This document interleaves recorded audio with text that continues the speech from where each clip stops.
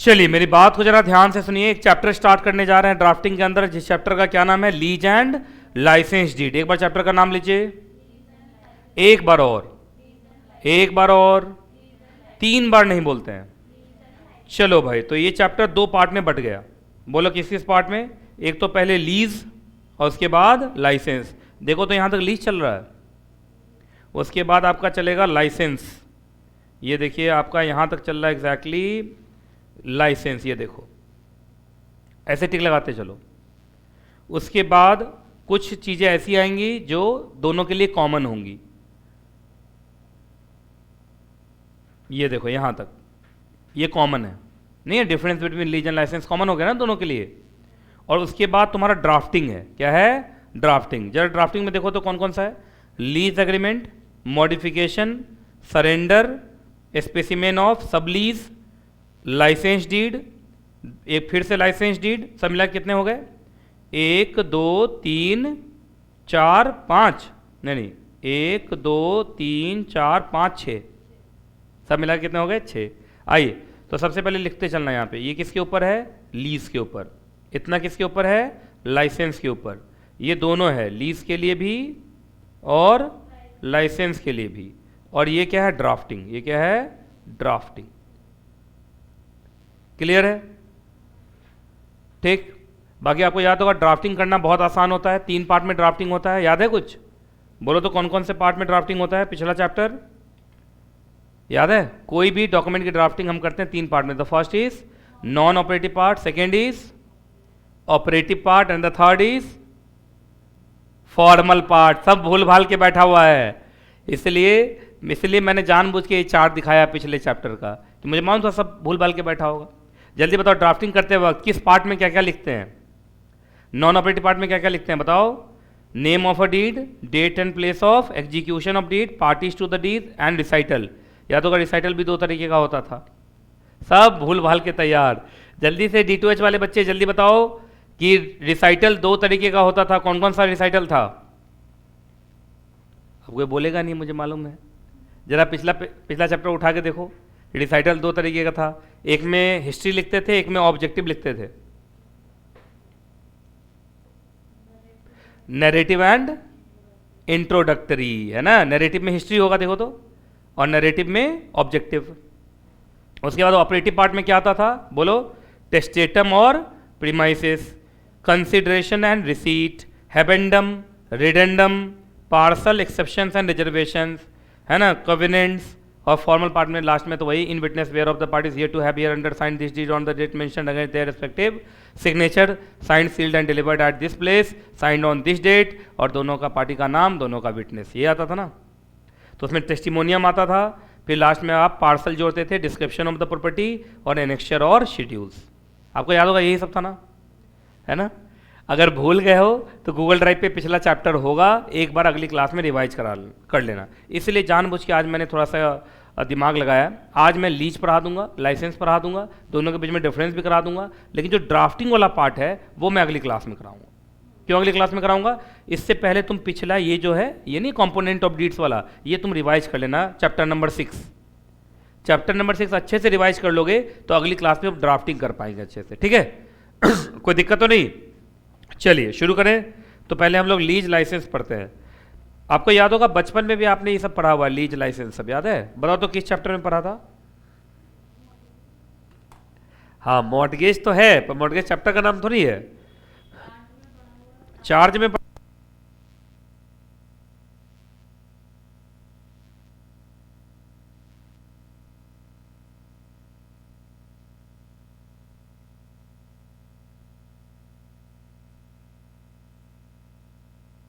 Module 2 में transfer of property act के अंदर पूरा था, मोड ऑफ ट्रांसफर के अंदर लीज भी था, लाइसेंस भी था, याद है? चलिए सबसे पहले पढ़ते हैं लीज। तुम लोग जल्दी जल्दी बोलते जाना। लीज का डेफिनेशन कहां दिया गया है? सेक्शन 105 ऑफ किसका? टोपा।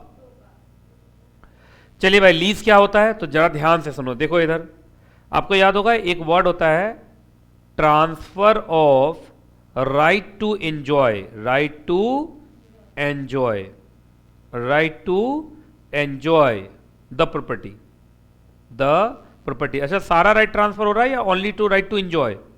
Right to enjoy. अगर मूवेबल है तो क्या वर्ड बोलते हो, जल्दी बताओ। तुम लोगों को सबको बचपन में पढ़ाया हुआ, रेंट।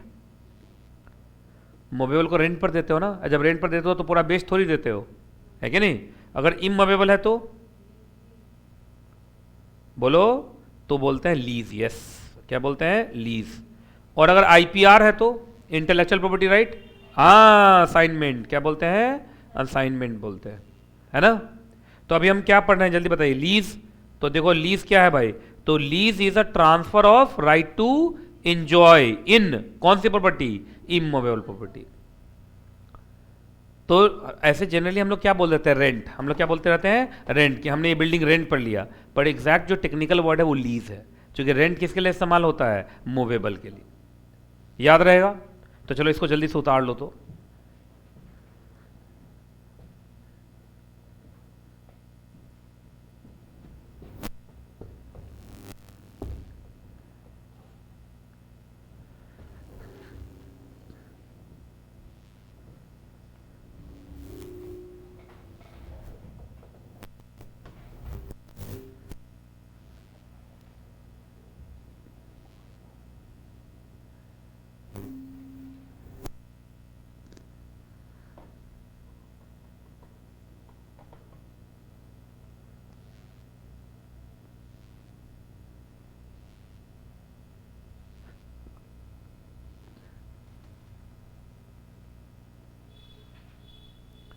तो lease is a right to transfer of right to enjoy. Enjoy का मतलब लिख लेना यूज। एंजॉय का मतलब यूज, मतलब आप लीज में सिर्फ यूज करने के लिए देते हैं और कोई राइट आप उनको देते नहीं है। क्लियर है? कोई दिक्कत, कोई परेशानी, कोई दुख? बोलो बोलो बोलो। चलो आगे आइए, अब ध्यान से सुनो। ये लिखा हुआ है, देखो लिखा ना, लीज एक ट्रांजेक्शन है जिसमें एक पर्सन, जिसको हम बोलते हैं ट्रांसफरर, ट्रांसफरर को यहाँ क्या बोलते हैं? लेसर, मकान मालिक। लेसर के सामने लिखो मकान मालिक, ओनर। सारे राइट ट्रांसफर करता है बस, या एक राइट बस? Right to enjoy. कौन से प्रॉपर्टी में? बोलते चलो, इमूवेबल प्रॉपर्टी में। जिसको ट्रांसफर करता है वो कौन है? ट्रांसफरी। ट्रांसफरी को क्या बोलते हैं हम? लिसी। क्या बोलते हैं? लिसी। अच्छा, ये सारी ट्रांजेक्शन्स मुफ्त में होते हैं या आफ्टर कंसिडरेशन? कंसिडरेशन। तो कंसिडरेशन होना जरूरी है, और ये एक टाइम पीरियड के लिए होता है। वो सर्टेन टाइम भी हो सकता है, और परपेचुइटी। परपेचुइटी मतलब प्रोलॉन्ग। प्रोलॉन्ग का मतलब जैसे बोल दिया कि तुम मेरी प्रॉपर्टी पर रहो, जब निकालने का मन होगा तो निकाल दूंगा, तो पता नहीं है कि कब तक। यह एक टाइम भी हो सकता है, 1 साल के लिए, 11 महीने के लिए, है ना? तो फॉर अ सर्टेन टाइम भी हो सकता है, और परपेचुइटी भी हो सकता है। परपेचुइटी का मतलब एक अनसर्टेन टाइम के लिए हमने आपको दे दिया। आइए, लीज होने के लिए क्या क्या होना जरूरी है, जल्दी जल्दी बोलते जाना, सब बचपन में पढ़ा हुआ है। सबसे पहले 2 पार्टी का होना जरूरी है। The first is lessor and the second party is lessee. मकान मालिक क्या है भाई? लेसर। किराएदार कौन है? लिसी। याद रहेगा? बाकी ये हमेशा ट्रांसफर होगा, ये right for a certain time भी हो सकता है, और इन परपेचुइटी भी हो सकता है। बाकी ये 2 बार आ गया लिखा हुआ, ये एक बार आप काट दीजिए, थोड़ा कोर्स कम हो जाएगा आपका, है ना? आइए, अच्छा, ट्रांजैक्शन जो हुआ है तो लेसर ने मुफ्त में नहीं दिया अपना प्रॉपर्टी यूज करने के लिए, वो सामने वाले से क्या लिया है? कंसीडरेशन। एक होता है वन टाइम कंसीडरेशन, जिसको हम लोग ना प्रीमियम बोलते हैं, पगड़ी बोलते हैं, सलामी बोलते हैं, नजराने बोलते हैं, और दिल्ली में हम लोग इसको बोलते हैं एडवांस। क्या बोलते हैं? एडवांस बोल लो, या सिक्योरिटी मनी बोल लो। क्या बोलते हैं हम लोग? Security money. आपने सुना होगा, रेंट लोगे ना तो 1 महीने का सिक्योरिटी मनी ले लेता है। रेजिडेंशियल में 1 महीने का, और कॉमर्शियल में 2 महीने का, सुना है? तो ये तो वन टाइम ले लेगा, ये आपको वापस तब करेगा जब तुम छोड़ के जाओगे। और उसके बाद क्या वो एक पीरियोडिक भी लेता रहेगा तुमसे, जिसको हम बोलेंगे रेंट। क्या बोलेंगे? रेंट। तो कंसिडरेशन 2 तरीके का होगा, बोलो क्या? एक वन टाइम जो शुरू में ले लिया जाएगा, किस नाम से? सिक्योरिटी के नाम से, और आपसे हर महीने भी लिया करेगा, दैट बिकम्स द रेंट। अच्छा, हर महीने भी हो सकता है, क्वार्टरली भी हो सकता है, जो भी उन लोगों की आपस में बातचीत हुई होगी। इंपॉर्टेंट इज पीरियोडिक है ना? याद रहेगा? चलिए भाई, अच्छा एक बात बताइए, एक जगह क्या हुआ, केस का नाम बोलो जल्दी से, केस का नाम बोलो। आसाराम का नाम सुन के तो मुझे कुछ याद आ गया। आसाराम बापू हैं, आसाराम वर्सेस रामकली। अब देखो इस केस में हुआ क्या। इस केस में क्या हुआ कि सामने वाले ने प्रॉपर्टी रेंट पर लिया, उसने पैसा दे दिया और सामने वाले ने पैसा ले लिया, और लिखा ये बात कि हाँ रेंट के नाम पर इतना पैसा लिए हैं, तो एक रेंट नोट लिख के दिया। क्या लिख के दिया? रेंट नोट, कि हमने तुमसे रेंट के नाम पर इतना पैसा पाया। लेकिन लीज डीड नहीं हुआ, कोई लीज डीड नहीं हुआ, कोई रेंट एग्रीमेंट नहीं हुआ, तो क्या तुम कह सकते हो कि सामने वाले को हम किराएदार नहीं मानेंगे? ना। एक याद रखिएगा, लीज डीड तो मात्र एक फॉर्मेलिटी है, इंपॉर्टेंट तो इंटेंशन है। इंपॉर्टेंट तो क्या है? इंटेंशन। जब सामने वाले से तुमने रेंट के नाम पर पैसा ले लिया, उसका रसीद दे दिया रेंट नोट के नाम से, और एक कबूलियत, देखो कहीं लिखा हुआ कबूलियत, कबूलियत का मतलब कबूल है, कबूल का मतलब हमने तुमसे इतना पैसा कबूल किया, मतलब लिया, तो हो गया ना भाई। एक रेंट नोट पर तुमने साइन करके दे दिया कि रेंट के नाम पर तुमसे इतना पैसा लिया, तो इट मीन्स आप अपनी प्रॉपर्टी रेंट पर देना चाहते थे, तभी तो रेंट लिया। अब एग्जैक्ट लीज वर्ड इस्तेमाल नहीं हुआ, लीज डीड वर्ड इस्तेमाल नहीं हुआ, इसका क्या मतलब है? कि आप किराएदार उसको नहीं बोलोगे? किराएदार तो फिर भी है। जरा पढ़ के देखे तो यही है, सुप्रीम कोर्ट का डिसीजन है, पढ़ो तो।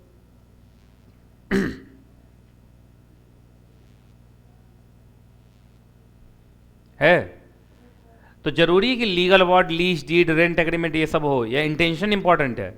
इंटेंशन इंपॉर्टेंट है। अब आइए जल्दी से हेडिंग बोलो तो। एक वर्ड है लीज, है कि agreement to lease, agreement to grant lease. बताओ तो दोनों में क्या डिफरेंस है? इसको अलग लिखो और इसको अलग। सीधी सी बात है, जब लीज बोलते हो तो इमीडिएट, इमीडिएट मतलब जाओ लीज पर दे दिया, हो गया।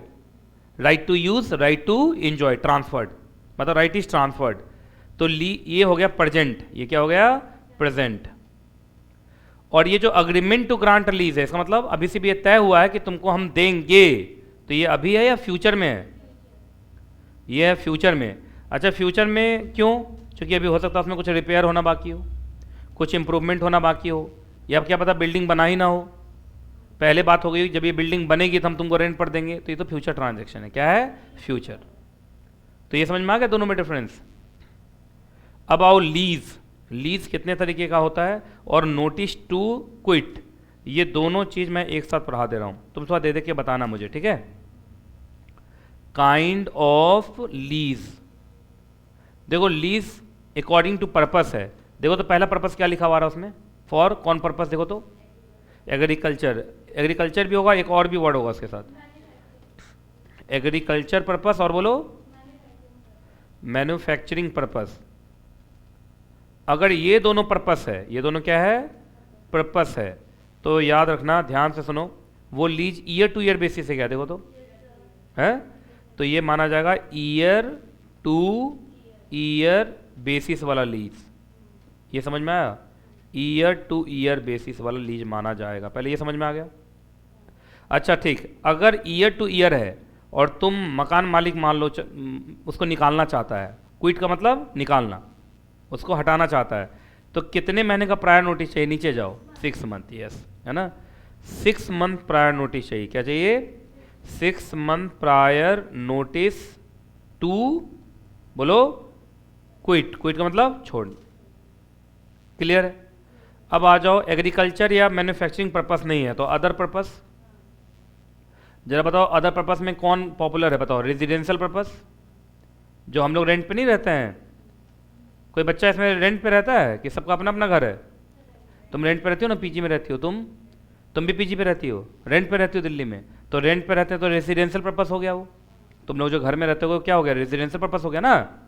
तो वो जरा देखो तो क्या माना जाएगा? Month two month basis. देखो क्या है? मंथ टू मंथ बेसिस, मतलब एक मंथ खत्म होते ही वो क्या हो जाता है? खत्म, और अगले मंथ के लिए फिर से रीन्यू हो जाता है। कब? जब हम रेंट देते हैं तब। और इसको कितना दिन का? देखो तो 15 डेज, 15 डेज प्रायर नोटिस आपको देना पड़ेगा, तभी किराएदार घर छोड़ेगा।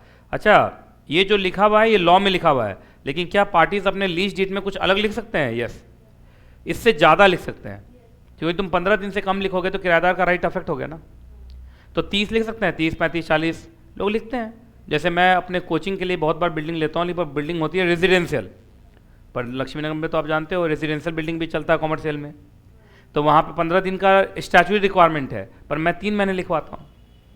अरे मेरा बैच है ना, आप बीच से निकाल दोगे तो मेरा बैच तो बीच में ही खराब हो जाएगा, तो मैं लिख लेता हूँ 3 महीने। अगर मेरा मकान मालिक तैयार है 3 महीने पे, तो हम दोनों साइन कर देते हैं, फिर हमारे यहाँ क्या चलता है? 3 महीने। तो ये मिनिमम है, ये जो क्या है? मिनिमम, मिनिमम सॉरी, मतलब ये मतलब ये इससे ऊपर आप जा सकते हैं, इससे नीचे नहीं जा सकते आप, नहीं समझे? ऊपर का मतलब जैसे लिखा हुआ है 15 दिन का नोटिस, लेकिन मैंने कहा नहीं 30 दिन का नोटिस चाहिए, तो 1 मंथ का है ना। तो देखो, तो ज़्यादातर लोग आजकल रेसिडेंशियल में कितने मंथ का लिखवाते हैं? 1 मंथ का। बहुत लोग 2 मंथ का भी लिखवाते हैं। D2H वाले बच्चे आंसर दो।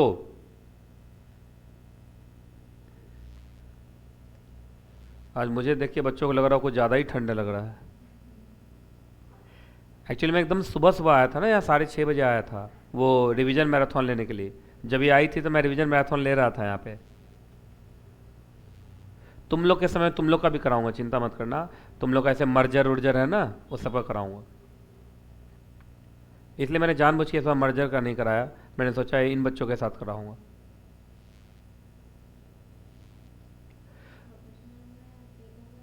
अभी होगा, CR में है ना।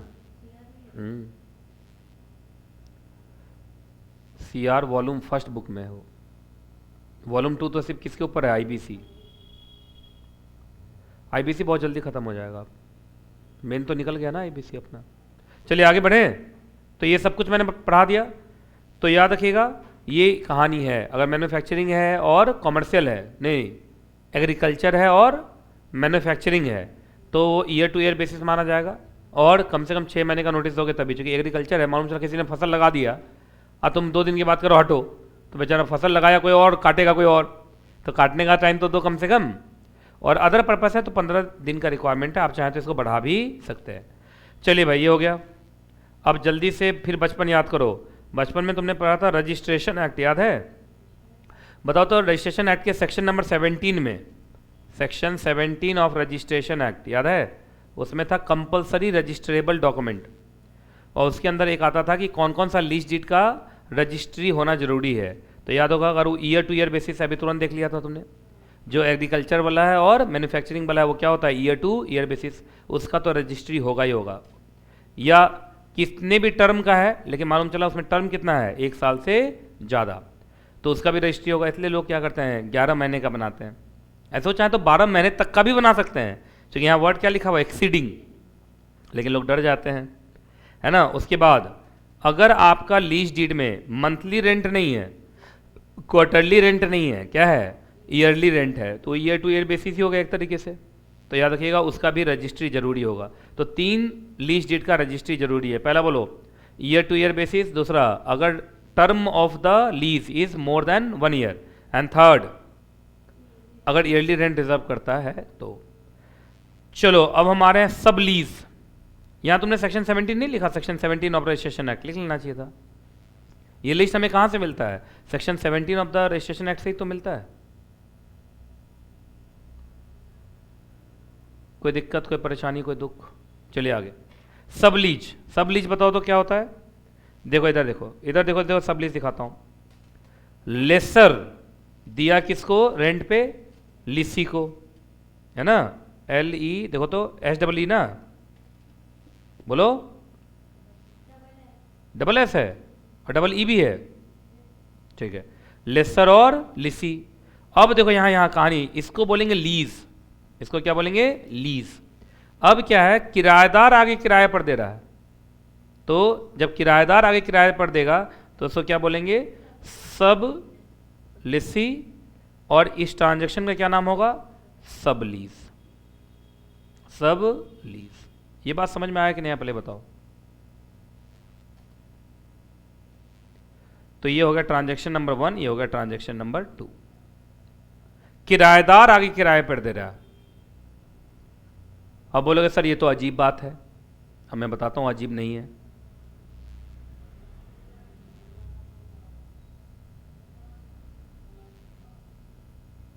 तुम लोग ना मल्टी कलर पेन रखा करो अपने पास। जैसे देखो लेसर लिसी को मैंने ब्लू वाला लिया, ब्लू वाला ट्रांजैक्शन क्या है? लीज। लेकिन ये ब्लैक वाला ट्रांजैक्शन जो है क्या है? सब लीज। तो कहानी चेंज हो गया ना, है कि नहीं? ये लगातार थोड़ी चला है। तुम्हें क्या लगता है लगातार? लेसर ने ही सीधा सब लिसी को दे दिया क्या? ना, लेसर ने दिया लिसी को और लिसी ने किसको दिया? सब लिसी को। ये समझ में आया? तो ये आगे बढ़ता जा रहा है, तो ट्रांजैक्शन चेंज है। ट्रांजैक्शन क्या है? चेंज। अब सुनो जो मैं बता रहा हूं ध्यान से। अब ये अलाउड, अच्छा ये अपनी मर्जी से अलाउड होता है या आप, एक सेकंड, अगर ये मकान मालिक तो यही है ना, अरे मकान मालिक तो यही है ना, ओनर ऑफ द प्रॉपर्टी कौन है, यही है ना, ओनर तो यही है। क्या ओनर अपने किराएदार को अलाउ करेगा तब सब लीज कर पाएगा वो? यस। सब लीज करने के लिए आपको क्या लेना पड़ता है? परमिशन। बिना परमिशन का आप सब लीज नहीं कर सकते। तो इसका मतलब इस लीज डीड में, ये जो लीज डीड है इसमें लिखा हुआ होना चाहिए कि किराएदार चाहे तो आगे किराए पे चढ़ा सकता है। तो इसके लिए क्लॉजेज होने चाहिए। क्लियर है? दूसरा बात, अगर लेसर ने लिसी को दिया 1 साल के लिए, तो क्या ये 2 साल के लिए दे सकता है? ना, 1 साल या 1 साल से कम के लिए देगा ना। तो 1 साल का मतलब 12 मंथ, तो ये हमेशा देगा कितना? Less than 12 month. हमेशा याद रखना, उससे कम पे ही देगा, हमेशा याद रखिएगा। अगर ऊपर वाले को कितने साल के लिए दिया गया है? 12 मंथ के लिए, तो जो सब लीज होगा वो हमेशा ओरिजिनल से कम ही होगा। नहीं समझे? ये बात हमेशा याद रखना। ऐसे कुछ लोग बोलेंगे सब बराबर भी हो तो भी चलेगा, पर बराबर वर्ड नहीं लिखा है, लेस ही लिखा है, चाहे एक ही दिन कम कर दो। क्लियर है? तो ये लिख लो तो चार्ट में, पहला वाला कितने का दिया? 12 मंथ का, जो दूसरा वाला हमेशा क्या देगा? Less than 12 month.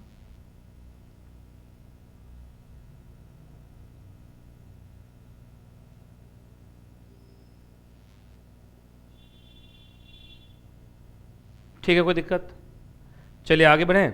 अब लाइन बाय लाइन टैली कराता हूँ कहाँ कहाँ ये लिखा हुआ है। चलिए भाई जैसे मैं एग्जांपल देता हूँ, मेरा हेड ऑफिस है, हेड ऑफिस के ऊपर वाला फ्लोर भी मेरा ही है रेंट पे, लेकिन मेरी क्लासेस वहाँ नहीं चलती, तो मैं मकान मालिक को हवा में थोड़ी रेंट दूंगा।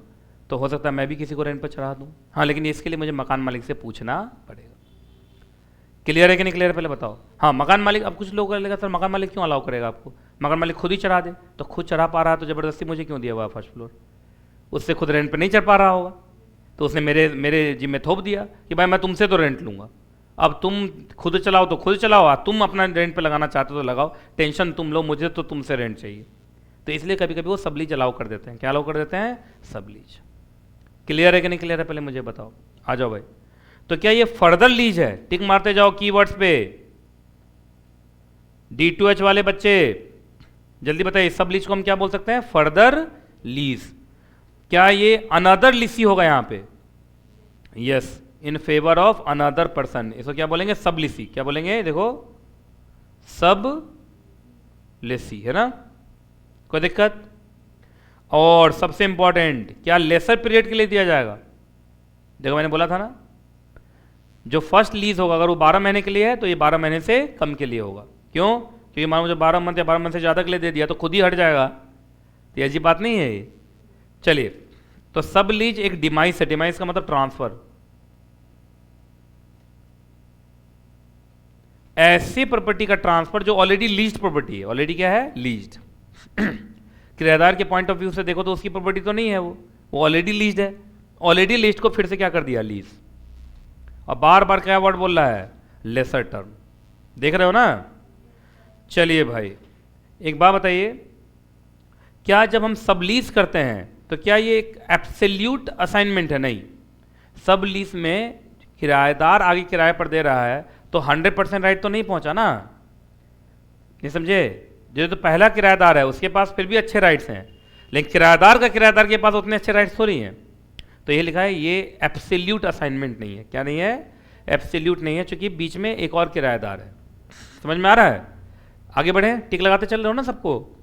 चलो, अब कुछ पॉइंट्स हैं रिगार्डिंग व्हाट? सब लीज।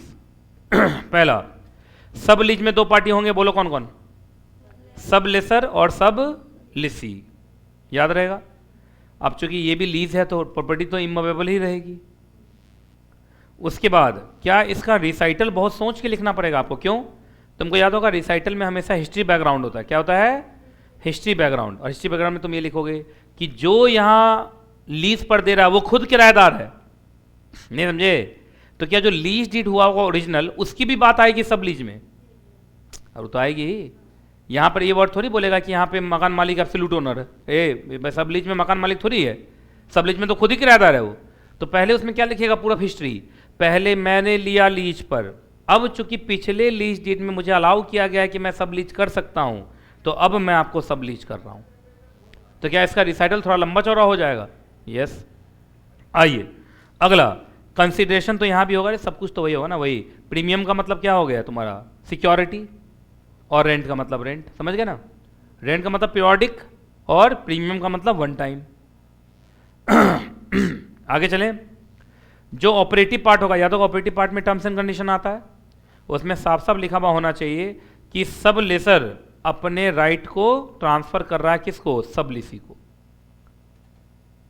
पहले राइट किसको मिला होगा, लेसर को, मतलब लेसर ने दिया होगा किसको, लीसी को। तो लीसी अब यहां पर क्या हो गया, सब लेसर, और वो किसको दे रहा है, सब लीसी। तो ये लिखेगा कि सब लेसर अपना वाला राइट दे रहा है। अब मकान मालिक ने मुझे 2 फ्लोर दिया हुआ, तो 2 ही फ्लोर को सब लीज करूंगा ना, 3rd फ्लोर को थोड़ी कर दूंगा। आगे हैबेंडम, हैबेंडम के अंदर साफ साफ लिखा होना चाहिए कि ये कैसा लीज है, तो ये सब लीज है। आपको याद होगा ना, नेचर ऑफ ट्रांजैक्शन लिखा जाता है हैबेंडम में, और रिडेंडम में क्या लिखा रहता है, पेमेंट के बारे में। कमेंसमेंट कब से होगा, ड्यूरेशन, ये सब कुछ लिखा होना चाहिए। और रिडेंडम पार्ट में क्या लिखा होना चाहिए, रेंट के बारे में। बात समझ में आ गया, कोई दिक्कत, कहाँ कितना रेंट देना है, कब देना है, और किस जगह पे लाके देना है, ये सब कुछ लिखा हुआ होना चाहिए। आगे बढ़े, तो लीज और सब लीज तुम्हें समझ में आ गया। तो ये अच्छे से याद रखना, चूंकि अगली क्लास में हम सब लीज का भी ड्राफ्टिंग करेंगे और लीज का भी ड्राफ्टिंग करेंगे। तो जो बच्चा ट्रांजेक्शन को जानेगा वही तो ऑपरेटिव पार्ट लिखेगा। देखिए आपको याद होगा, non operative part fix format है, फॉर्मल पार्ट का भी फिक्स फॉर्मेट है, पर ऑपरेटिव पार्ट में तो सारे टर्म्स एंड कंडीशंस आते हैं। चलो अब हम पढ़ने जा रहे हैं लाइसेंस। क्या पढ़ने जा रहे हैं, लाइसेंस। D2H वाले बच्चे जल्दी बताओ क्या पढ़ने जा रहे हैं। जब तक D2H वाले बच्चा आंसर नहीं करेगा मैं आगे नहीं बढ़ूंगा। कहा फेस टू फेस वाली की क्या गलती है। D2H वाले बच्चे जल्दी बताओ, हेडिंग हम क्या पढ़ने वाले हैं अब तो काफी टाइम हो गया। क्या टाइम हो गया बताओ, क्या टाइम है अभी, लगभग 10 तो बज ही गया होगा, 10 से ज़्यादा, हाँ 10 से ज़्यादा। देखो 10:32 हो गया। अब तो बच्चे के सोने का कोई मतलब नहीं, अब तो उसको जवाब देना चाहिए, है कि नहीं। अगर वो अब 20 हो रहा है तो कुंभकर्ण के फैमिली से बिलोंग कहीं ना कहीं कर ही रहा होगा। हाँ देखो, जहाँ मैंने कुंभकर्ण वाली बात बोली सारा बच्चा लिखना स्टार्ट कर दिया। अनीशा, लीना, रजत राय सब लिख रहा है। देखो बीच बीच में इन लोगों को जगाते रहना पड़ता है मुझे। आइए, लाइसेंस क्या होता है जल्दी बताओ, तुम लोगों सबको बचपन में पढ़ाया है, जल्दी बताओ तो लाइसेंस का डेफिनेशन कौन से सेक्शन में है, सेक्शन नंबर 52। कौन सा एक्ट, ईजमेंट एक्ट। आपको मालूम नहीं ईजमेंट का मतलब क्या होता है, enjoy. Easement means enjoy. Easement के बारे में तुम लोगों से ट्रांसफर प्रॉपर्टी एक्ट में बात किया था मैंने, आपको याद होगा। ईजमेंट का राइट पर्सनल राइट होता है, वो ट्रांसफर नहीं हो सकता, याद है। सब भूल भाल के तैयार, नमस्ते हम कुछ नहीं समझते, गाय हमारी माता है हमको कुछ भी समझ में नहीं आता है, या हबीबी हम नहीं सुधरेंगे कभी भी। यही सब है तुम लोग का स्लोगन। आइए, लाइसेंस में क्या होता है सुनो। लाइसेंस कुछ नहीं, लाइसेंस परमिशन है। लिखो तो लाइसेंस से बोलें परमिशन।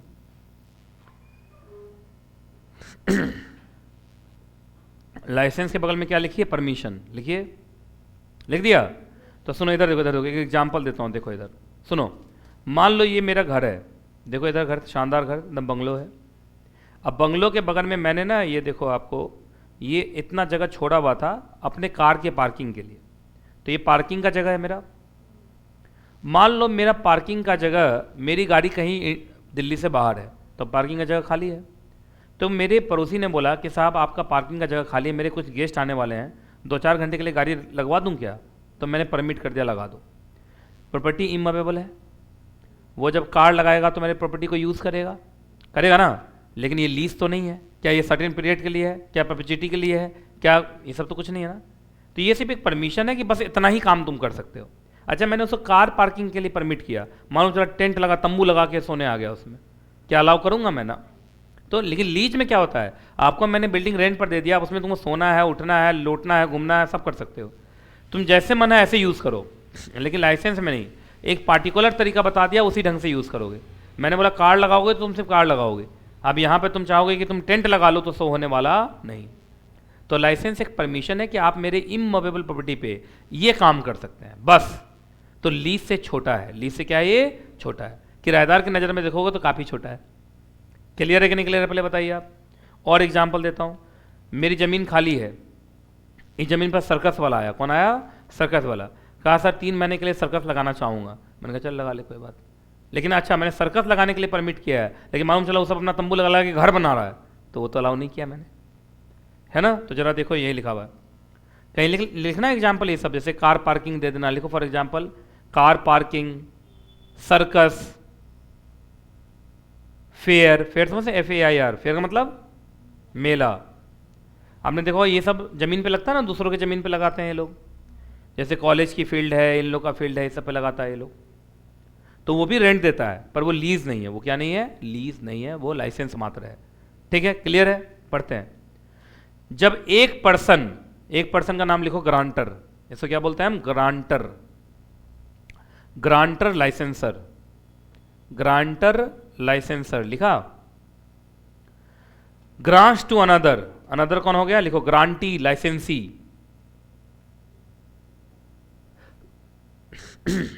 ग्रांटी लाइसेंसी।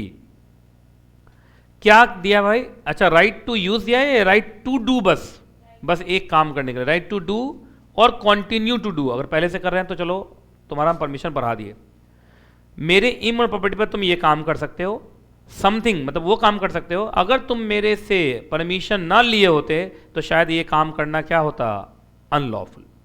परमिशन दे दिया तो लॉफुल हो गया, अगर परमिशन ना दिया होता तो शायद ये अनलॉफुल होता, तो वो परमिशन ही क्या हो गया, लाइसेंस, है ना। और मैंने साफ साफ बोल दिया वो कभी भी लीज नहीं होना चाहिए, तो मैंने लिखा ना, and such right does not amount to an interest, interest का मतलब राइट, यहां कोई राइट वाइट ट्रांसफर नहीं कर रहे हैं भाई, राइट का मतलब लीज, तो जो लीज नहीं है वो क्या है, लाइसेंस। जैसे जैसे मैंने लिखा, लिखो तो पहले राइट लिखा, फिर गोल करके क्या लिख दिया, लीज। तो ये किसके तरफ इशारा मार रहा है कि लाइसेंस, अगर कोई चीज़ लाइसेंस हुआ तो लीज नहीं होगा, और लीज हुआ तो लाइसेंस नहीं होगा, दोनों म्यूचुअली एक्सक्लूसिव है, दोनों क्या है, म्यूचुअली एक्सक्लूसिव। आगे बढ़े, चलो भाई। तो इस केस में बस हम आपको एक राइट दे रहे हैं कि आप आओ और यूज करो इस तरीके से, बस, है ना। तो बोलेगा इन सम वे और द अदर वे, लेकिन जो भी है मैंने सिर्फ आपको यूज करने के लिए दिया है, लेकिन प्रॉपर्टी मेरे हाथ में ही रहेगी, मेरे ही हाथ में रहेगी, प्रॉपर्टी का पोजेशन एंड कंट्रोल मेरे हाथ में रहेगा। पर लीज में क्या होता है मालूम है, आपको पोजेशन देना पड़ता है, क्या देना पड़ता है, पोजेशन। पर लाइसेंस में आप पोजेशन नहीं देते, बस मैंने बोला मैं यहाँ खड़ा हूँ, मैं देख रहा हूँ, तुम कर लो यूज, बस यही। सर्कस लगाना लगा लो, कार लगाना है लगा लो, देखिए तुम सोचोगे तो प्रॉपर्टी तुम्हारी होगी इतने दिन के लिए, तो ऐसा नहीं है। पर लीज में क्या होता है, अगर हमने रेंट पे ले लिया तो प्रॉपर्टी हमारी होगी इतने दिन के लिए। चलिए भाई, लाइसेंस कितने तरीके का, जल्दी बताओ, जल्दी बताओ, लाइसेंस कितने तरीके का है, दो, एक बेयर लाइसेंस और एक licence coupled with the grant of interest. देखो बेयर लाइसेंस तो नॉर्मल है, मतलब नॉर्मल लाइसेंस को ही क्या बोलते हैं, बेयर लाइसेंस। लिखो, जो नॉर्मल लाइसेंस का डेफिनेशन नहीं पढ़ा है, कार पार्किंग वाला, कार पार्किंग, सर्कस वाला, ये सब, ठीक है। अब आइए आप लाइसेंस कपल्ड, कपल्ड का मतलब उसके साथ एक थोड़ा राइट भी दे दिया। अब राइट क्या दे दिया भाई, कि थोड़ा तुम स्ट्रक्चर भी खड़ा कर सकते हो, है ना। आजकल तो टेम्पररी स्ट्रक्चर्स ऐसे बनते हैं कि मैं क्या बताऊं आपको, नहीं बनते हैं टेम्पररी स्ट्रक्चर्स। आप ट्रेड फेयर में चले जाओ, अब तो खैर खत्म हो गया होगा, उसमें देखिएगा क्या से क्या ये लोग पंडाल बना लेता है, कितना बढ़िया बढ़िया सुंदर सुंदर बना लेता है, देते हैं ना कंसिडरेशन। हाँ, लाइसेंस में भी कंसिडरेशन होता है, मुफ्त में थोड़ी होगा।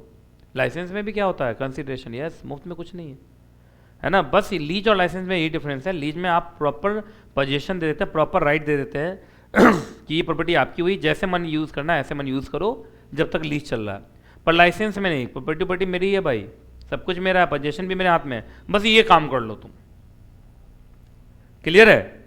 अब देखो, licence coupled with a grant of, देखो यहाँ है raising permanent structures on land.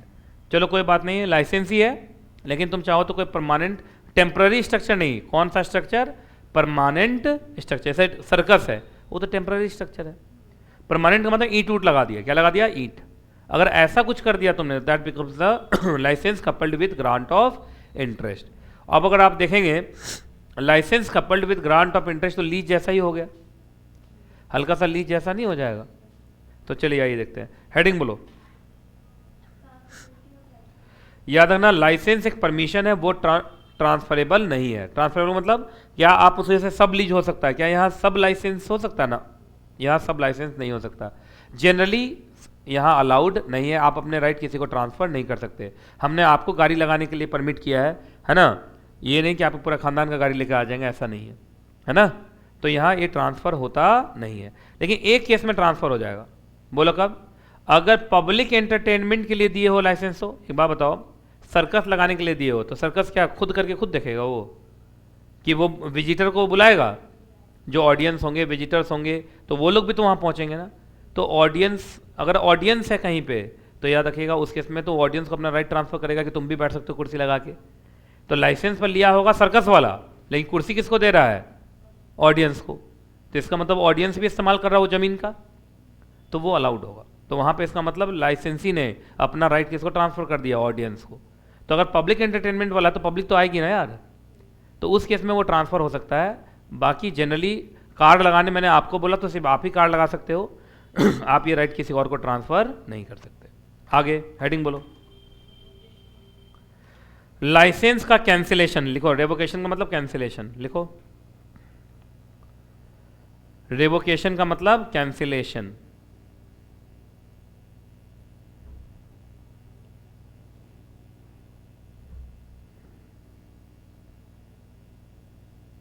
लिखा? चलो इधर देखो। रेवोकेशन दो तरीके से हो सकता है, एक्सप्रेस और इम्प्लाइड।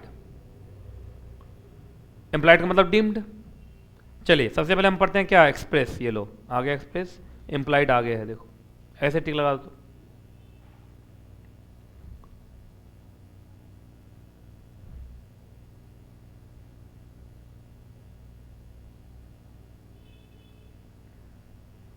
ठीक, चलो देखो एक्सप्रेस का मतलब तो बोल के हटा दिया।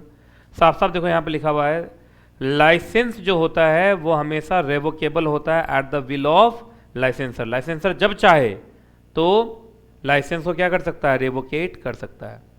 लेकिन ये लिखा है subject to agreement between the parties. लेकिन एग्रीमेंट में लिखा हुआ है कि नहीं, जब भी आप रेवोकेट करेंगे 15 दिन का नोटिस देंगे तो नोटिस देना पड़ेगा। लेकिन अगर पार्टीज के एग्रीमेंट में ऐसा कुछ भी लिखा हुआ नहीं है तो लाइसेंस के लिए जनरल रूल ये है कि लाइसेंसर जब चाहे तुमको हटा सकता है। जैसे मैंने कार्ड लगाने के लिए दिया और मेरी कार आ गई तो हटा, उसके लिए कोई टाइम पीरियड थोड़ी बताऊंगा क्या? आइए, लेकिन मैंने बोला अभी तुमको बोला ना कि जनरल रूल ये है कि लाइसेंसर जब चाहे आपको हटा देगा, है ना। तो ये जो है ना ये वाला वर्ड विल वाले का एक्सेप्शन है। जल्दी देखो किसका एक्सेप्शन है? विल। मतलब जब चाहे आपको हटा देगा। इस लाइन का दो एक्सेप्शन है। एक्सेप्शन का मतलब अब वो जब चाहे नहीं हटा सकता।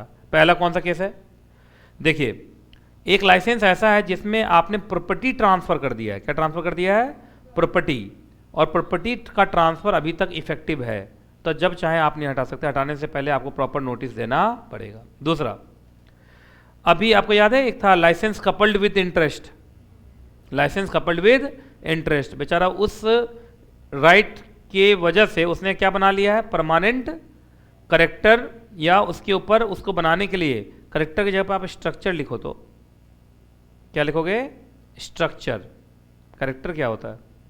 परमानेंट स्ट्रक्चर लिखे। तो किसी ने परमानेंट स्ट्रक्चर बना लिया और स्ट्रक्चर को बनाने में काफ़ी पैसा खर्च हुआ है, तो भाई आप जब भी अब हटाओगे हमें तो बोल के ही हटाओगे, पहले प्रायर नोटिस देना पड़ेगा।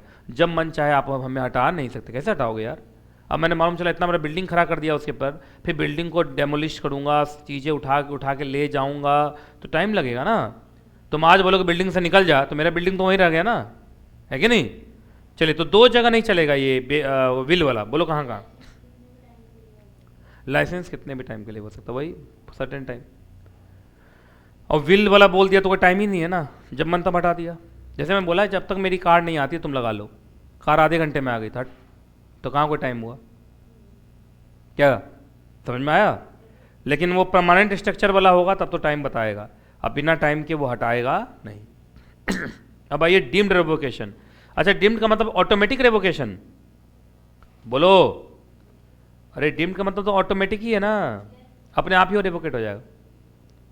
मतलब माना जाएगा जैसे वो रेवोकेट हो गया, रेवोकेट करने के लिए बोलने की जरूरत नहीं है। बोलो कब कब? पहला इधर देखो, इधर देखो, इधर देखो, बेचारा ग्रांटर का ही राइट नहीं रहा अब उस प्रॉपर्टी पे। अब जब ग्रांटर का राइट नहीं रहा, देखो जैसे मैंने बोला कि मेरे पार्किंग वाले जगह पे तुम क्या लगा लो? कार। पर मालूम चला मैंने ही बिल्डिंग बेच दिया और ज़मीन भी बेच दिया, तो मेरा ही राइट नहीं है। तो मेरा राइट नहीं तो फिर लाइसेंस भी नहीं। समझ में आ गया? पर लीज में ऐसा नहीं होता है। लीज में अगर लीज चल रहा है, मकान मालिक बेच भी देगा ना प्रॉपर्टी, तो नया मकान मालिक को भी लीज मानना पड़ेगा। इसलिए मैंने बोला किराएदार के लिए लीज अच्छा होता है और मकान मालिक के लिए लाइसेंस अच्छा होता है। अगला, अच्छा लाइसेंस ही खुद ही छोड़ दिया तो बोलो, लाइसेंस ही खुद ही छोड़ के चला गया तो हो गया लीज खत्म, वैसे लाइसेंस खत्म। क्या खत्म? लाइसेंस खत्म। लिखा ना लाइसेंस ही रिलीजेज इट, चाहे एक्सप्रेसली या इम्प्लाइडली। टिक लगा रहे हो, ये सब कीवर्ड्स हैं। आगे चलिए, किसी पीरियड के लिए दिया गया था, देखो इधर देखो, पहले इधर देखो, टिक लगाओ। पीरियड के लिए दिया था, पीरियड एक्सपायर्स, पीरियड एक्सपायर्स, ऐसे ही टिक लगाओ जैसे मैं टिक लगा रहा हूं। किसी पीरियड के लिए दिया गया था और पीरियड क्या हो गया? एक्सपायर। ठीक। दूसरा देखो इधर, आपको एक कंडीशन पर दिया गया था कि तुम्हारा लाइसेंस कैंसल हो जाएगा अगर तुमने कोई ये काम किया या नहीं किया, और मालूम चला इधर देखो, इसको इससे जोड़ो, देखो इससे जोड़ो, अब मालूम चला तुमने उस कंडीशन को फुलफिल कर दिया। देखो कंडीशन पॉजिटिव भी हो सकता है और नेगेटिव भी हो सकता है। जैसे अगर तुमने मेरी बिल्डिंग पर नॉनवेज बनाया, क्या बनाया? नॉनवेज, तो जाओ लाइसेंस कैंसिल माना जाएगा, और तुमने नॉनवेज बना दिया, है ना। या अगर तुम रेंट नहीं दिए इतने तारीख तक, तो लाइसेंस क्या माना जाएगा? कैंसिल, और मालूम चला तुमने रेंट नहीं दिया। क्लियर है? याद रहेगा। चलो आगे बढ़े। ऐसे टिक लगा ले जैसे मैंने टिक लगाया, अलग अलग कलर से। कलर मतलब कलर पेन तुम लोग के पास नहीं है। अरे एक पेन आती है, उसमें ऐसे करोगे ना तो बहुत सारे कलर्स होते हैं, वो रखना। देखो मैंने भी रखा ना, कितने सारे कलर है मेरे पास। अगला, न रहेगा बांस और न बजेगी बांसुरी। बेचारा प्रॉपर्टी ही क्या हो गया? डिस्ट्रॉय हो गया। अच्छा, लाइसेंसर ने डिस्ट्रॉय किया या सुपीरियर फोर्स ने? जैसे बिल्डिंग मालूम चला इलीगल था, एमसीडी वाला के तोड़ दिया, तो अब क्या? लाइसेंस खत्म भाई। बेचारा लाइसेंसर हो रहा है वहाँ पर, तो तुम क्या बात कर रहे हो, है कि नहीं। चलिए अगला, या इस तरीके से ऑल्टर हो गया, ये भी लिख लो, इस तरीके से ऑल्टर हो गया कि अब तुम्हारे पास यूज़ करने लायक नहीं। जैसे ज़मीन था तो मैंने पार्किंग के लिए दे दिया था, अब मैंने उस पर बिल्डिंग बना दिया था, पार्किंग कहाँ करोगे? हवा में करोगे, खत्म। या मैंने उसमें गड्ढा खोद दिया, उसमें मैंने वो बना लिया, तालाब बना लिया, मछली मारता हूँ उसमें, तो कैसे पानी में पार्किंग करोगे? मतलब प्रॉपर्टी नहीं रही। क्या नहीं रही? प्रॉपर्टी ही नहीं रही। आगे बढ़े। ये तो गजब ही हुआ, देखो कितना सुखद है। लाइसेंसी बन गया क्या? ओनर। मतलब लाइसेंसी ने खरीद लिया उस प्रॉपर्टी को। क्या कर लिया? खरीद लिया। अब एक बात, तो जब खरीद लेगा तो फिर उसको लाइसेंस की जरूरत थोड़ी है यार। लाइसेंस खत्म, अब तो वो क्या बन गया? ओनर। आगे, अच्छा किसी पर्पस के लिए दिया गया था, अब वो पर्पस हो गया, या तो पर्पस हो गया या वो पर्पस अब कभी जिंदगी में हो ही पाएगा नहीं। जैसे दिल्ली में हुआ, मैं बताता हूँ। दिल्ली में अपने हेड ऑफिस के बगल वाली जो प्रॉपर्टी है, कुछ दिन पहले तुमने अगर देखा हो लक्ष्मी नगर में, तो उसमें शराब का दुकान खुला हुआ था, बहुत भीड़ रहती थी भयंकर। तो मालूम चला कि मेरे मकान बगल वाले मकान मालिक ने दिया प्रॉपर्टी कि चलो शराब का दुकान खोल लो, तो शराब का दुकान खोल लिया भाई, लाइसेंस बन गया होगा, लीज जो भी बनना बन गया होगा।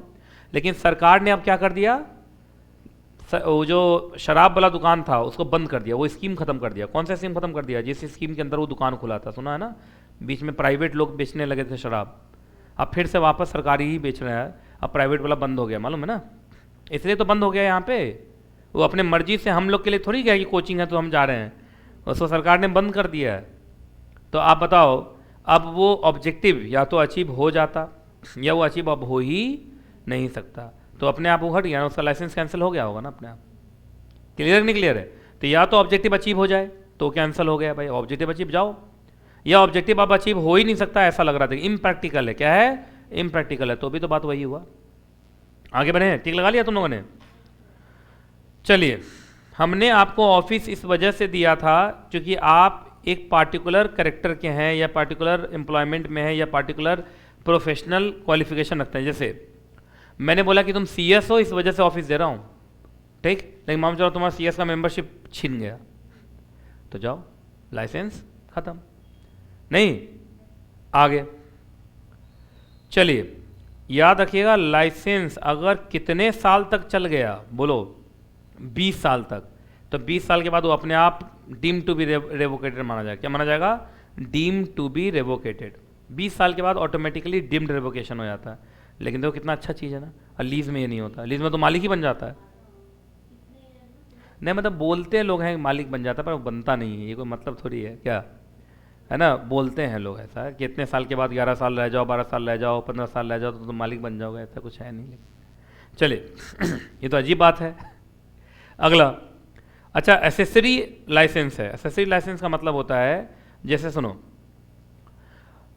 एसेसन समझते हो कि उसके जाने के बाद आपको मिलेगा, ये ना, अरे एसेसन इसी को कहते हैं ना, उसके जाने के बाद आपको मिलेगा। जैसे पिताजी के मरने के बाद प्रॉपर्टी किसको मिलती है? बेटे को। लेकिन पिताजी के मरने के बाद प्रॉपर्टी मिलती बेटे को, लेकिन पिताजी मरने से पहले प्रॉपर्टी ट्रांसफर करके गए, तब तो बेटा को नहीं मिलेगा ना। नहीं समझे? ये लिखा है, क्या लिखा है कि जिस राइट से वो, जिस एसेसन होता वो राइट ही क्या हो गया? खत्म। क्लियर है? चलिए आगे चलें अब। चलो भाई हेडिंग बोलो। लीव एंड लाइसेंस, ये लाइसेंस ही है। लीव एंड, लीव का मतलब परमिशन ही होता है, तो ये क्या है? लाइसेंस। ये कुछ नहीं बोला है, कहा पहले के ज़माने में लोग लीज पर प्रॉपर्टी देने से डरते थे। उनको क्या लगता था कि किराएदार आएगा और हमारा प्रॉपर्टी छोड़ेगा ही नहीं, ऐसा खूब होता है ना। तो लोग खाली बिल्डिंग छोड़ देते थे, लेकिन वो रेंट पे चढ़ाते नहीं थे। लेकिन अब यहाँ पे एडवाइस किया गया कि कोई बात नहीं, आप लाइसेंस दे दीजिए।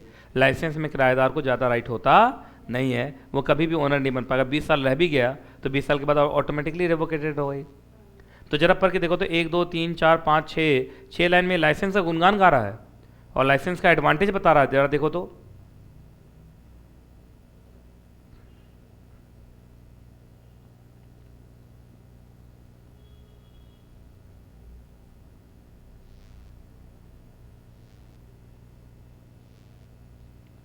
लास्ट तक पढ़ना। ये लिखा होगा कि पहले लोग डरते थे, लेकिन अब वो चाहे तो लीव एंड लाइसेंस एग्रीमेंट का इस्तेमाल करके आराम से अपनी प्रॉपर्टी लीज पर, मतलब लाइसेंस पर दे सकते हैं। उनको ज़्यादा डरने की ज़रूरत नहीं है। Leave on permission, leave and licence. Licence को ही लोग क्या बोल देते हैं? Leave and licence. Leave and licence, leave on the permission लो और काम करो। तो कुछ जो लॉ से जुड़े हुए लोग हैं ना, वो बड़े चालाक होते हैं, वो कभी भी लीज डीड नहीं करते। मकान मालिक हमेशा लाइसेंस डीड करते हैं, हमेशा क्या करते हैं? Licence deed. चलिए जी आइए अब अगला बोलो, अगला बोलो, हेडिंग बोलो। रजिस्ट्री के बारे में बताओ। लीज का अलग, लाइसेंस का अलग। पहले हम बात करते हैं लीज। लीज के लिए तो बताया दिया था सेक्शन नंबर 17 में, 3 तरीके के लीज। बोलो कौन कौन? Year two year basis, term exceeding 1 year और रिजर्विंग द ईयरली रेंट। 1 2 3 लिख दो। आपको याद होगा, अगर इस तरीके का लीज है तो उसका रजिस्ट्री क्या होता है? मैंडेटरी। याद रहेगा। बाकी याद रखिएगा। फिर टोपा भी बीच में कुछ बोलता है कि आपको, ये तो यहाँ पे लिखा हुआ है कि अगर आपका वही 3 तरीके का exceeding 1 year, yearly rent, year two year basis, ये यहाँ पे 1 2 3 हो गया, तो आपको रजिस्टर्ड डॉक्यूमेंट से ही करना पड़ेगा। मतलब डॉक्यूमेंट ही होगा, ओरल नहीं होगा। क्या नहीं होगा? ओरल नहीं होगा। कहाँ कहाँ? 1 2 3 रजिस्टर्ड डॉक्यूमेंट से ही करना पड़ेगा, इसका मतलब ओरल नहीं होगा। तो ये दोनों लीज के लिए था, देख लो यहाँ पे, ये दोनों किसके लिए है? Lease. Section 17 of the registration act बोलता है रजिस्ट्री करो, और टोपा क्या बोलता है? राइटिंग में लिखो, अगर वो 3 तरीके का है तो। अब आ जाओ लाइसेंस के लिए। सबसे पहले तो साफ साफ लिखा हुआ है कि लाइसेंस में एज सच कोई रजिस्ट्री की जरूरत नहीं है। लेकिन अगर एक बात बताओ, अगर फिर वही section 17 of the registration act आ जाए, तुमने लाइसेंस किसी ऐसे प्रॉपर्टी में किया जिसकी वैल्यू 100 या 100 से ज़्यादा है, याद है? कोई भी ऐसी इमल प्रॉपर्टी जिसकी वैल्यू कितनी है? 100 या 100 से ज़्यादा, तो रजिस्ट्री मैंडेटरी हो जाएगा ना, है ना। तो याद रखिएगा, जनरल रूल ये कि लाइसेंस डीड को जरूरी नहीं कि आप राइटिंग में लिखो, ओरल में भी चलेगा। लेकिन अगर प्रॉपर्टी कितनी इन्वॉल्व है, 100 या 100 रुपये से ज़्यादा की, तो उस केस में तो उसका भी रजिस्ट्री कराना पड़ जाएगा। याद रहेगा। आगे बढ़े। तो ये किसके लिए था? लाइसेंस के लिए। जैसे जैसे मैं टिक लगा रहा हूं ऐसे ऐसे टिक लगाया करो तुम लोग।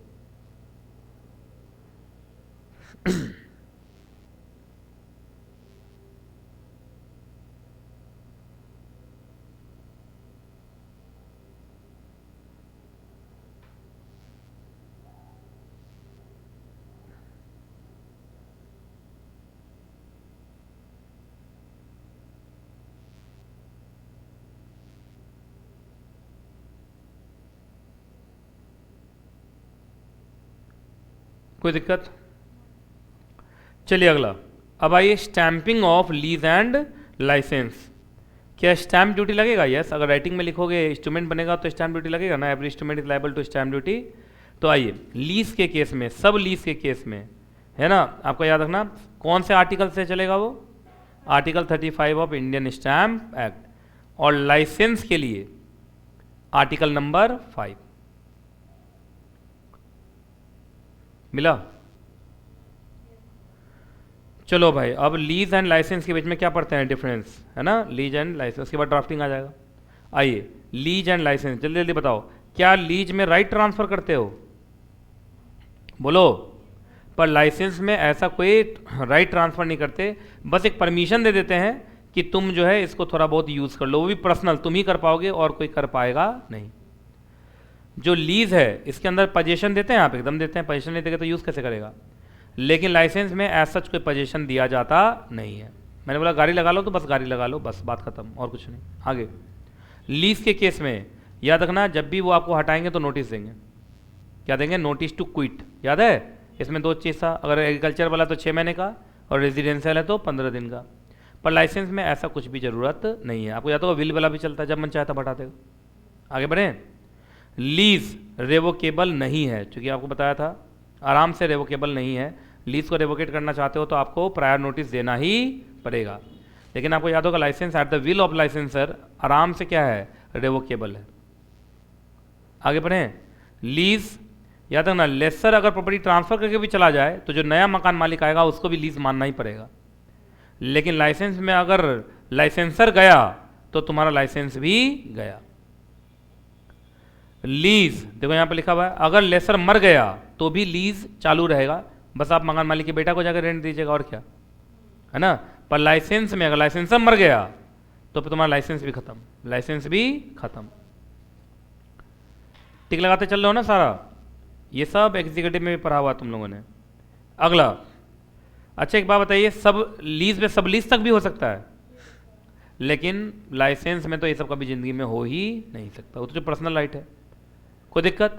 अच्छा एक बात बताओ, किसी ने एक डीड बनाया, ये पता नहीं चल पा रहा है कि लीज डीड है कि लाइसेंस डीड, उसका कारण क्या है, उन्होंने वर्ड नहीं लिखा, ना लीज लिखा ना लाइसेंस लिखा, क्योंकि प्रॉपर्टी तो इमूवेबल ही है, रेंट ले ही रहा है, तो देखने में तो एक जैसा ही लगता है।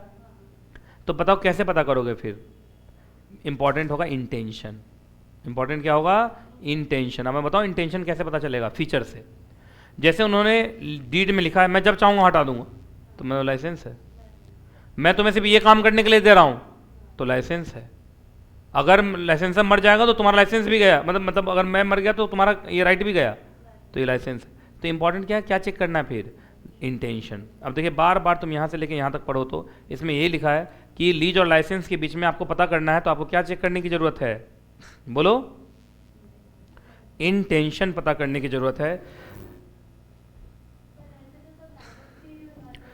जो समझदार है वो लोग तो लाइसेंस डीड ही बना रहा है, लेकिन जो किराएदार समझदार है फिर वो लीज डीड लेगा, क्योंकि समझदार कोई एक ही थोड़ी है, नहीं समझे। दो पार्टी में से जो समझदार होगा वो अपने हिसाब से खेल कर लेगा। जैसे किराएदार समझदार हुआ तो क्या बनवाना चाहेगा? Lease deed. किराएदार तो लीज डीड बनाना चाहेगा ना, लीज डीड में उसको ज़्यादा राइट है ना। और मकान मालिक समझदार निकला तो, और दोनों समझदार निकला तो भाई लगे रहो भाई, देखते हैं उसमें से जो ज़्यादा समझदार निकले, ये मतलब हुआ ना। तो इंपॉर्टेंट क्या है, पूरा पढ़ो तो कहाँ लिखा हुआ है? Real test. रियल टेस्ट क्या है जल्दी बताओ? Intention.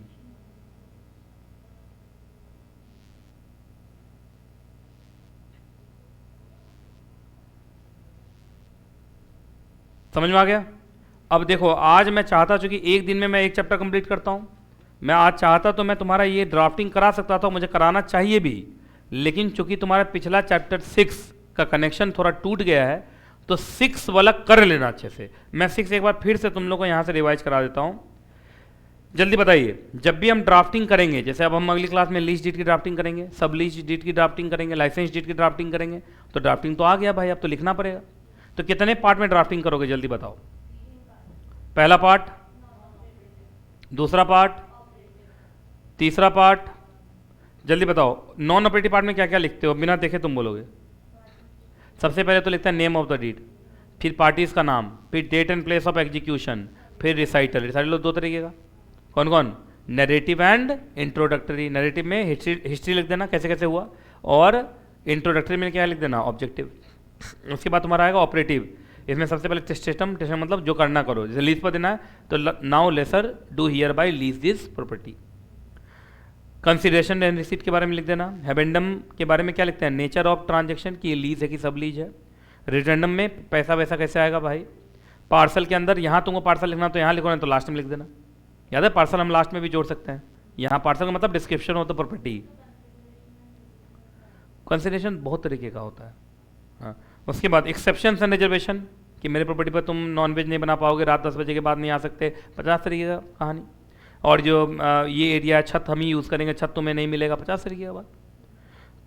Covenants terms and condition कि इतने तारीख तक पैसा नहीं दोगे, रेंट नहीं दोगे तो लीज खत्म। फॉर्मल पार्ट में तो वही तुम्हारा in witness whereof the parties hereto have hereunder sign this deed on the date mention against their respective signatures sign sealed and delivered at this place. दोनों party का इस side sign, इस side witness. यही तो होता है, इसी को तो बोलते हैं टेस्टिमोनियम। क्या बोलते हैं, टेस्टिमोनियम। वो तुमको याद, अब जैसे मैंने बोला अगली क्लास में तुम याद करके आओगे। In witness whereof the parties hereto have hereunder sign this deed on the date mention against their respective signatures. बोलो तो अगली क्लास में बोल दोगे ना, तो वो लिखते हैं। उसके बाद तुम पार्सल उर्सल लिखना है तो पार्सल सब लिख दो एनेक्चर बना के, और उसके बाद एनेक्चर शेड्यूल वही सब, बस इतना ही है। तो 3 पार्ट में अगली क्लास में हम क्या करेंगे, ड्राफ्टिंग करेंगे। ड्राफ्टिंग करके अगला चैप्टर भी शुरू करेंगे। देखो तो अगला चैप्टर कौन है, D2H वाले बच्चे बताओ अगला चैप्टर कौन है। Drafting of agreement. देखो तो छोटा मोटा है कि बड़ा चैप्टर है, बड़ा चैप्टर लग रहा है मुझे, बड़ा चैप्टर है ना। तो अगले चैप्टर का भी आधा कर जाएंगे, नहीं। चलो भाई, तो आज की क्लास यहीं तक, फिर मिलूंगा अगली क्लास में। जब तक मैं ना मिलूं दुआ में याद रखिएगा। खुश रहें आप, खुश रहें आपका परिवार।